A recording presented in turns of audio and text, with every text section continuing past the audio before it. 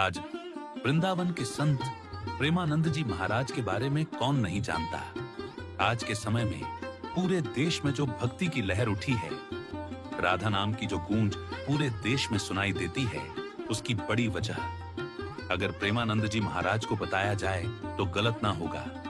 अगर आपको भक्ति मार्ग के बारे में जानना है, ये जानना कि एक भक्त का जीवन कैसा होना चाहिए, उसकी वाणी कैसी होनी चाहिए, उसका व्यवहार कैसा होना चाहिए, तो इस सब ज्ञान के लिए आपको प्रेमानंद जी महाराज को अवश्य सुनना चाहिए। लेकिन अगर आप किसी ऐसे व्यक्ति को साक्षात देखना चाहें जो प्रेमानंद जी महाराज की तरह जो भक्ति मार्ग के नियमों का दृढ़ता से पालन कर रहा हो, जिसने भक्ति मार्ग पर चलने के लिए अपना पूरा जीवन लगा दिया हो, एक ऐसा व्यक्ति जो पूरी तरह से भक्ति में रम गया हो, जिसके लिए राधा नाम ही सर्वोपरि हो, जो कुछ बोलते समय भी इस बात का ध्यान रखता हो कि कहीं मुझ में अहंकार ना आ जाए, कहीं मेरे शब्दों से कोई पाप या अपराध ना हो जाए, कहीं मेरा कोई कर्म ईश्वर प्राप्ति में बाधा ना बन जाए, तो इसके लिए आपको जरूरत है किशोरी दास बाबा के बारे में जानने की। एक भक्त इस शरीर में रहते हुए भक्ति की जिस चरम अवस्था को प्राप्त कर सकता है, वो है प्रेमानंद जी महाराज। और उस अवस्था तक जाने का जो मार्ग है, वो है किशोरी दास बाबा। इसलिए आज कई भक्त इन्हें दूसरे प्रेमानंद जी महाराज भी कह रहे हैं। अगर आप भी भक्ति मार्ग पर हैं, उससे जुड़ा कंटेंट देखना पसंद करते हैं, तो आपने भी इन संत से जुड़ी कोई ना कोई वीडियो अवश्य देखी होगी। प्रथम बार जो भी इन संत की अद्भुत वाणी सुनता है, तो कई प्रश्न उस व्यक्ति के मन में आने लगते हैं, जैसे कि ये संत कौन हैं, ये कहां से आए हैं, ये कहां रहते हैं, इनके दर्शन हम कहां कर सकते हैं, इनकी वाणी इतनी विचित्र या फिर कहें इतनी उग्र क्यों है। और कई लोगों के मन में यह भी सवाल उठता है कि कहीं ये सब पब्लिसिटी पाने के लिए कोई ढोंग तो नहीं, क्योंकि आज सोशल मीडिया के जमाने में ऐसे कई तरह के केस भी सामने आ रहे हैं। शुरुआत में इस तरह के कई प्रश्न मन में आते हैं जब हम इन संत की वाणी प्रथम बार सुनते हैं, परंतु जैसे जैसे हम इनके बारे में और जानते हैं, इनकी वाणी को और सुनते हैं, तो हम भी इनके भावों के साथ बह चले जाते हैं। इनके सत्संग में वो आनंद आने लगता है जो कि आपको भक्ति भाव से भर देता है।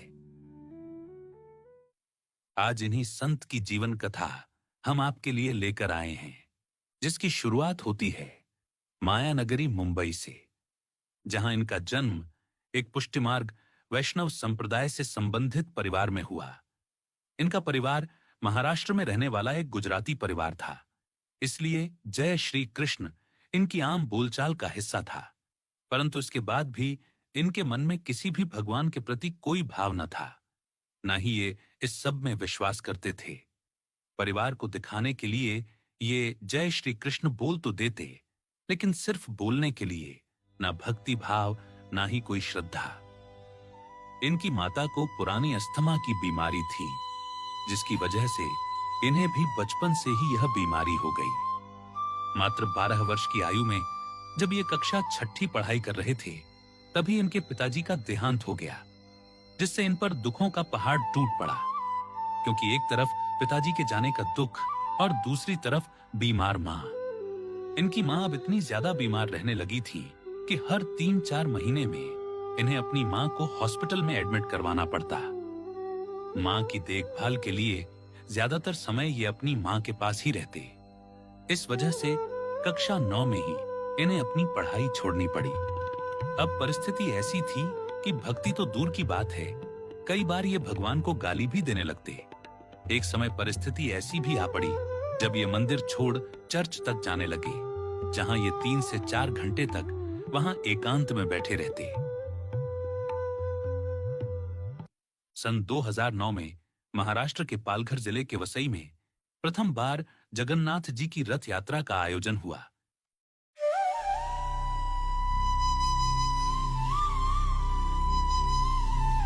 इस रथ यात्रा में कैसे ना कैसे ये भी शामिल हो गए। इसी समय राधा रानी की कृपा से इनके साथ कुछ ऐसा घटित हुआ जिसकी वजह से इनकी रुचि भक्ति मार्ग में जागृत हो गई। इसके बाद कुछ ना कुछ करके ये अपना जीवन यापन करते, अपनी मां का ध्यान रखते और साथ ही साथ अपनी भक्ति और शास्त्रों का अध्ययन भी करते। सन 2012 में इनका वृंदावन आना हुआ, जहां ये 4 दिन तक रुके। इसके बाद 4 दिन ये बरसाना भी रुके और फिर राधा रानी जी के दर्शन करके वे वापस अपने घर वसई अपनी मां की सेवा करने के लिए चले गए। इसके 6 वर्ष बाद इनके जीवन में एक और बड़े दुख की घड़ी तब आई जब 23 सितंबर 2018 की शाम इनकी मां का भी देहांत हो गया। इसके बाद ये काफी टूट चुके थे और इनके जीवन में राधा रानी के सिवा अब कोई और ना बचा था। इन्होंने अब अपना पूरा जीवन राधा रानी के चरणों में समर्पित करने का निश्चय किया और पूर्ण रूप से राधा रानी की अखंड भक्ति में लग गए। संत किशोरी दास बाबा सन 2022 में सदैव के लिए ब्रजभूमि बरसाना आ गए। यहां ये 11 महीने तक पहले किराए पर रहे। इसके बाद 1-2 महीने के लिए ये किसी ब्रजवासी के घर में रुके, परंतु राधा रानी की सेवा और भक्ति करने के लिए इन्हें जो एकांत चाहिए था वो इन्हें उपलब्ध ना हो पाया। ऐसे में ना उनकी भक्ति हो पा रही थी, ना ही शास्त्रों का गहन अध्ययन। ऐसे में एक दिन इन्होंने राधा रानी के चरणों में अपनी यह समस्या रखी। राधा राधा। जिसके कुछ दिन बाद ही इनकी मुलाकात एक अन्य संत से हुई, जिन्होंने इन्हें एकांत में रहने का स्थान प्रदान करवाया। इसके बाद किशोरी दास बाबा पूर्ण रूप में राधा रानी की अटूट भक्ति में लग गए। धीरे धीरे बाबा की इस दृढ़ भक्ति की चर्चा आस-पास होने लगी। कई भक्त बाबा की सहायता के लिए दान स्वरूप धनराशि देने का प्रयास करते, पर बाबा कुछ न लेते। भक्तों के बहुत प्रयासों के बाद बाबा थोड़ी बहुत दैनिक जीवन से जुड़ी जरूरी सामग्री लेते, वो भी उतनी ही कि व्यर्थ ना जाए।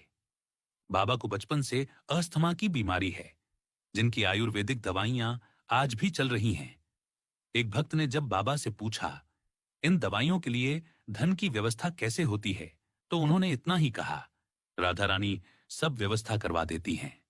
बाबा कहते हैं कि किशोरी जी की कृपा से राधा रानी की गोद में आ गया हूं, बस अब उनसे गले लगना चाहता हूं। यही मेरी आखिरी इच्छा है, यही मेरा स्वार्थ है और मैं इसी के लिए कार्यरत हूं। मित्रों, आप में से कई लोग ऐसे होंगे जो ब्रज जाकर इन संत के दर्शन करना चाहते होंगे, इनका पता जानना चाहते होंगे। तो इसके लिए आपको जानना जरूरी है कि बाबा अपना ज्यादातर समय राधा रानी जी की सेवा में देना चाहते हैं, इसलिए इन्होंने एकांत का चयन किया। ऐसे में हम सबका भी यह कर्तव्य है कि हम इनके एकांत को ऐसे ही बनाए रखें, क्योंकि संत किशोरी दास बाबा भी यही चाहते हैं। इनका कहना है कि कंचन, कीर्ति और कामिनी ऐसी चीजें हैं जो भक्ति मार्ग में रुकावट तो नहीं है, परंतु गतिरोधक हैं। इसलिए इन सबकी आसक्ति से जितना दूर हो सके उतना दूर रहना चाहिए।